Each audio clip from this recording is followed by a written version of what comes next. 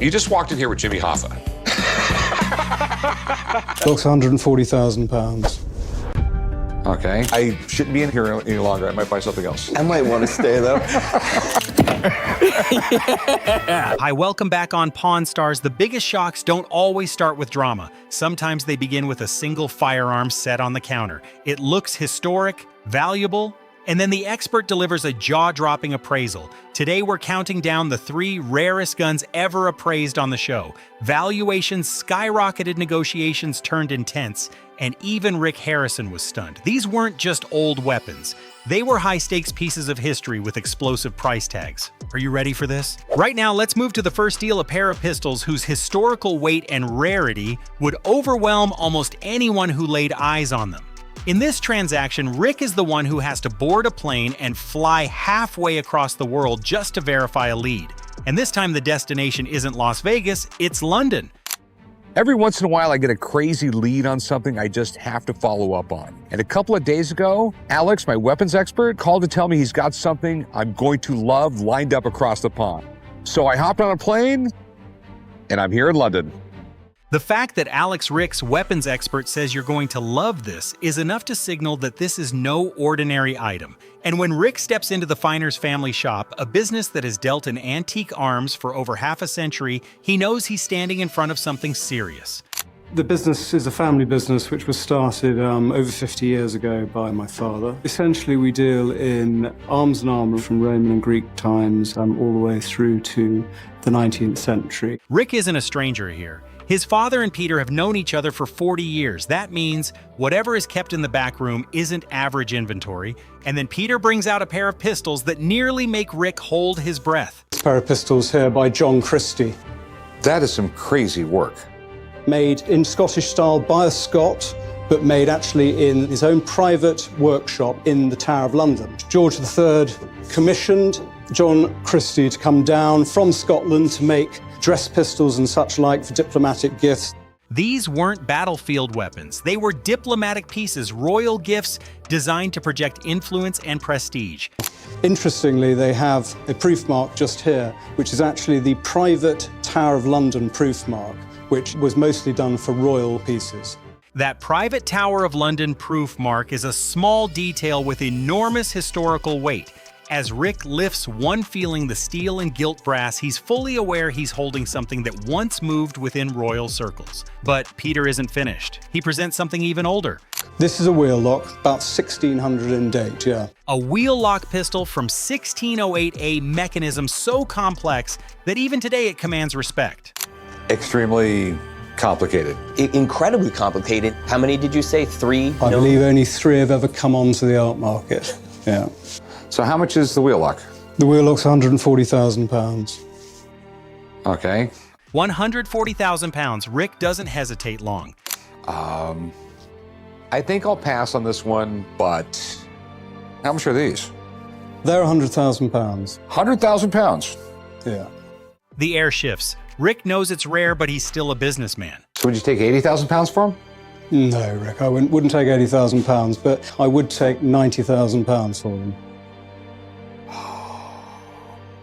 Would you take $85,000? It's like $105,000 American. I'll take £85,000. You have a deal. All right. 80, 90, 85. The negotiation is quick and precise, the kind of exchange between people who understand value without theatrics. Within minutes, Rick commits £85,000, just over $100,000, to secure a piece of British royal history. All right. I shouldn't be in here any longer. I might buy something else. I might want to stay, though. Rick came to London chasing a lead. He leaves with 2 pistols commissioned under George III. The deal didn't just stand out in the episode, it sparked lively discussion among viewers. Some joking that stepping into that room felt like entering a space where everything is older than your country. Collectors widely regard John Christie's Scottish-style dress pistols with Tower provenance as exceptionally rare.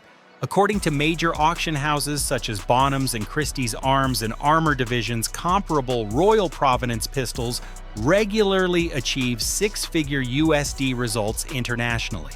Some viewers even joked that the British accent automatically adds $30,000 to the pitch. Yet financially, Rick's move from 100,000 pounds down to 85,000 pounds shows he wasn't buying the presentation, he was buying margin exactly like a seasoned dealer should. And now we move on to the next deal, the one with a plot twist you truly won't see coming. A man walks into the pawn shop and for a brief moment the entire room seems to pause. Because what he places on the counter isn't just another antique firearm, it could be a fragment of history that has nearly disappeared from the world. This time, it's a Clark Sherrard pistol from the Civil War. How are you, sir? I'm doing good. What we got here? This is an old Civil War pistol, a Clark Sherrard. Clark Sherrard. That is, Yes. It might be the rarest Civil War gun there is. You just walked in here with Jimmy Hoffa. Rick isn't exaggerating. Clark Sherrard is a name that even seasoned collectors often only know from books. The story traces back to the Civil War when the state of Texas funded these two men to produce their own version of the Colt Dragoon. But the venture quickly unraveled. Deliveries were delayed, quality issues piled up, contracts collapsed, and the entire operation folded before it could establish itself in history. Later, one of the partners reportedly gathered leftover parts, assembled a handful of remaining pistols, and quietly sold them off. That's why today, surviving examples can practically be counted on one hand. There's like just a handful of these in the world. Absolutely. In the world of antique firearms, this is close to a holy relic. Rick openly admits he's in awe of the piece, but being impressed doesn't mean he's ready to open his wallet. I'll be happy with $40,000. I know these folks have got to make a living, and I got a good price on it at the $40,000, a serious number.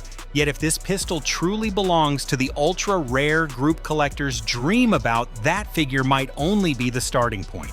The seller points out that similar examples have sold at major auctions for $60,000 to $70,000. Rick understands he could be looking at a legendary shop moment or a financial nightmare if even one small detail is off, so he calls in an expert. There's 11 known to exist, and 4 have this etching, this design. The last one came to market that was etched, and it was almost $80,000. Okay. $80,000. The atmosphere shifts. That number doesn't just confirm rarity, it hints at substantial upside if everything checks out. The pistol has the correct etching style and the serial number falls within the known range of documented examples. For a moment, everything seems to be aligning, until it isn't. The serial number font does not match this. One sentence and the entire $80,000 dream begins to wobble. The expert clarifies that this doesn't necessarily mean the gun is fake, but it does suggest something far more dangerous. The serial number appears to have been tampered with. It doesn't mean that the gun is fake. It does mean that the serial numbers are. Thanks, man. In high-end, collecting a detail as small as the font of a stamped number can send value crashing. Once originality is questioned, serious buyers back away because they aren't buying a story, they're buying certainty. Rick listens carefully. He loves wild pieces of history like this, objects that carry the chaos of 19th century America within their metal, but he also protects his reputation. When someone walks in my shop, I give a guarantee on every single thing I sell, and I can't do it on this. Good luck, dude. That's all I can tell you. And that's the end of it. No $40,000, no handshake, no legendary deal. In the antique world, 99% authentic isn't enough. That remaining 1% of doubt can turn a 5-figure investment into something impossible to resell. Viewers, of course, didn't let it end quietly. The comments lit up. One person joked that the right bank teller would give him $40,000 if he pointed it correctly. Dark humor perhaps, but it underlines the irony. Sometimes a historic weapon might fetch cash faster in the wrong context than in a legitimate sale. So here's the question. If you were sitting where Rick sat staring at what might be the Mona Lisa of Civil War pistols, but with a questionable serial number, would you take the gamble? All right, and now we're moving into the final deal of the episode. This time, the seller walks in with something that instantly changes the energy in the room, a pair of brass pistols shaped like a duck's foot, the barrels flaring outward in 4 directions as if they were designed not to stop one person, but an entire crowd. What do you have here? I have a pair of brass duck foot pistols. Oh, wow, those are pretty cool. These are volley pistols that were made for a British naval officer in the 18th century. The name alone, duck foot pistols, is intriguing. But when Chris explains that they were made for a British officer in the 18th century, the story immediately shifts into another gear. These aren't just antique firearms, they are military weapons engineered for crowd control with multiple barrels spread in a fan shape so that when fired, the shot disperses across a wide area instead of striking a single target. Chumley studies them with a mix of fascination and bold curiosity. He knows he's not usually the one handling high-dollar deals, but that's exactly why this feels like a chance to prove something. I'm asking $50,000. 50,000? I mean, it could be possible if you let me take these to the gun range and fire them.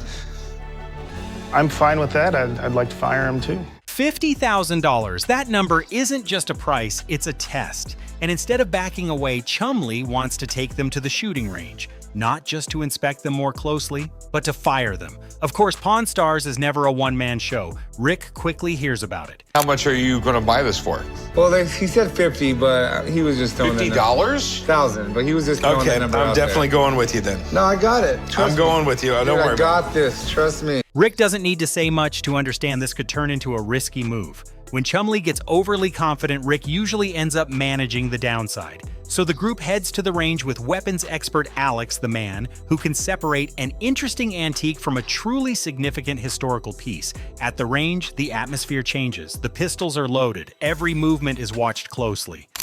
The real term for this is a volley pistol. And the reason they designed this, though, it was for crowd control. I see that mark has a V and there's a crown over it. Yeah. Those are British proof marks. British proof marks. That means these aren't replicas or decorative curiosities. They were inspected, certified, and approved for use in their time. Then comes the moment that matters. That was not what I was expecting at all. Did I hit anything? Yeah, you got a hit. Here. And you got there. That's 2, 3, 4.